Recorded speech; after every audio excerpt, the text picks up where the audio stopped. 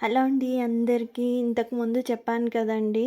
అలుకు చల్లడం కూడా పెద్ద పని అని. ఎందుకు అంటే ఇప్పుడు చూపిస్తా చూడండి. ఇదేమో రైలు పెట్టెలాగా ఈ మూల నుంచి ఆ మూల దాకా ఉంటది. దానికి తోడు ఇక్కడ నీళ్ళు ఎవరింటి మీదకన్నా వెళ్ళినా కొన్ని అరా పడినా గానీ తగువకొచ్చేస్తారు.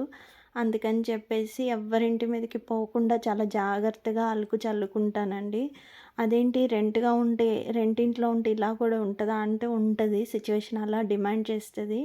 నేను భోగి రోజు గూడా చూసానండి. పాపం పైనున్న వాళ్ళేమో కడిగేశారనమాట. దిగువకున్న వాళ్ళ ముగ్గు గూడా పోయింది. సంవత్సరానికి ఏదో సంక్రాంతికి ఒక 3 రోజులు, న్యూ ఇయర్‌కి ఒక 4 రోజులేసుకుంటాము పనిగట్టుకొని ముగ్గు.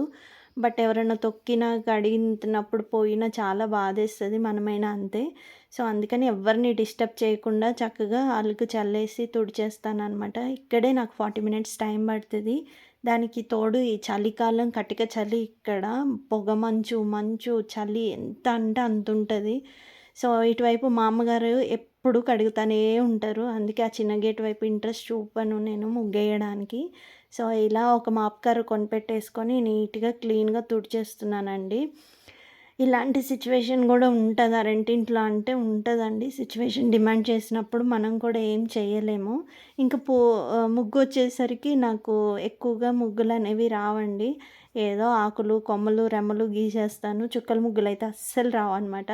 ఫైనల్‌గా ఇక్కడ నాకు అలుకు చల్లడం గూడా పెద్ద పనని చెప్పాను గాబట్టి ఇదేనండి పని. 40 మినిట్స్ పడతది.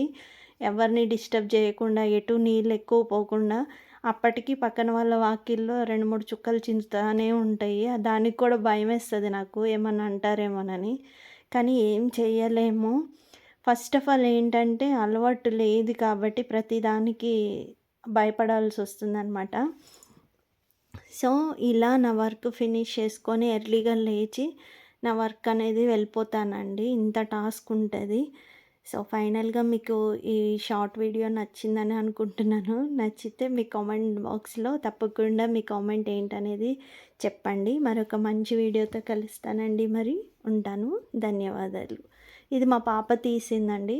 సో, అందుకే కొంచెం అలా వచ్చింది. ఇగ్నోర్ చేయండి. షార్ట్ వీడియో తీయమంటే లాంగ్ వీడియోలాగా పెట్టేసిందనమాట. మరొక మంచి వీడియోతో కలుస్తానండి. ధన్యవాదాలు. ఉంటాను. నమస్తే.